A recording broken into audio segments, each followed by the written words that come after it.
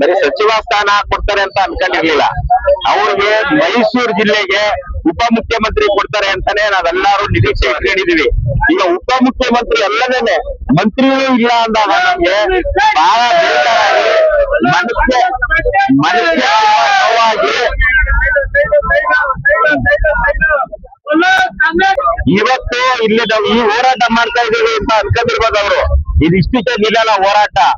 ನಮ್ಮ ಹೋರಾಟ ಏನಿದ್ರು ನಮ್ಮ ತನ್ವೀರ್ ಸೇಠ್ ಸಾಹೇಬ್ರಿಗೂ ಇವತ್ತು ಸಂಜೆ ಒಳಗೆ ಅನೌನ್ಸ್ ಆಗಿಲ್ಲ ಅಂದ್ರೆ ನಾವು ನಾಳೆಯಿಂದ ಇಲ್ಲಿಂದ ಮೈಸೂರಿಂದ ಪಾದಯಾತ್ರೆ ಮಾಡಿ ಬೆಂಗಳೂರು ವಿಧಾನಸೌಧ ಮುಖ್ಯ ಆಗ್ತೀವಿ. ಅದಲ್ಲದೆ ಸಿಕ್ಕಾಪಟ್ಟೆ ಮುಂದಿನ ಪರಿಣಾಮನ ಅಲ್ಪಸಂಖ್ಯಾತರ ಜನಾಂಗದ ಕಾಂಗ್ರೆಸ್ ಪಾರ್ಟಿ ಎದುರಿಸಬೇಕಾಗುತ್ತೆ. ಮುಂದೆ ಅಲ್ಲ, ಒಕ್ಕಲಿಗರಾಗ್ಬೋದು. ನಾನು ಒಬ್ಬ ಒಕ್ಕಲಿಗರ ಲೀಡರ್ ಆಗಿ ಹೇಳ್ತಾ ಇದ್ದೀನಿ.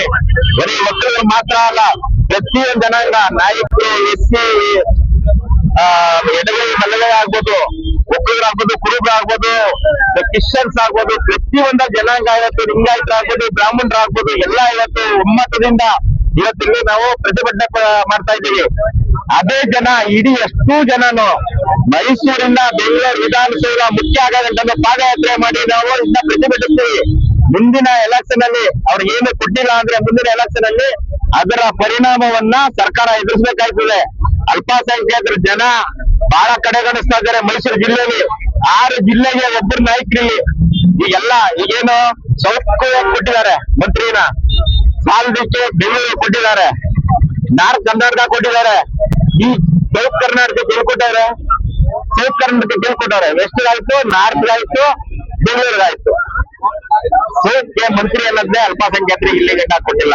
2 ಸರ್ಕಾರ ಸಮ್ಮಿಶ್ರ ಸರ್ಕಾರದಲ್ಲೂ ಕೊಳ್ಳಿಲ್ಲ.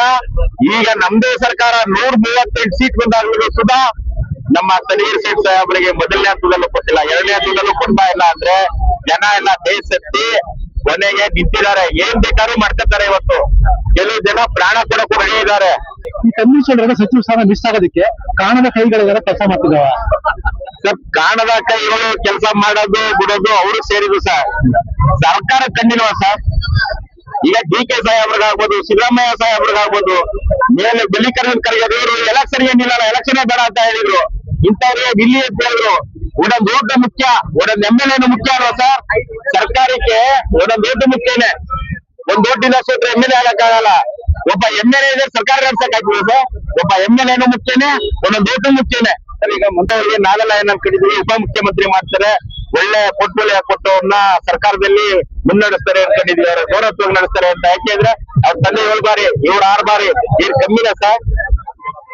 ಒಬ್ಬ ಸರ್ಕಾರ ನಡೆಸಕ್ ಮೊದಲು ಸರ್, ನೀವು ಒಬ್ಬ ಸರ್ಕಾರ ನಡೆಸಕ್ಕೆ ಒಬ್ಬ MLA ಮುಖ್ಯ ಅಲ್ವಾ ಸರ್? ಒಬ್ಬ MLA ಕಮ್ಮಿ ಇದ್ರೆ ನೀವು ಸರ್ಕಾರ ಮಾಡಕ್ಕಾಗ್ತದ? ಇವತ್ತು 137 MLA 38 ಇದ್ದವರು ಅಂದ್ಬಿಟ್ಟು ಅನ್ಯಾಯ ಮಾಡ್ಕೊಂಡ್ರೆ ಕಮ್ಮಿ ಇದ್ದಾಗ ಅವ್ರು ಗೊತ್ತಿರ್ಲಿಲ್ವಾ? ಈಗ ಕಮ್ಮಿ ಇದ್ದಾಗ ಬೇರೆ ಪಾರ್ಟಿಗೆ ಏನಾರ ಸಹಾಯ ಮಾಡಿದ್ರ ಸರ್? ನಿಮ್ ಜೊತೆ ತಾನೆ ಅವ್ರೆ.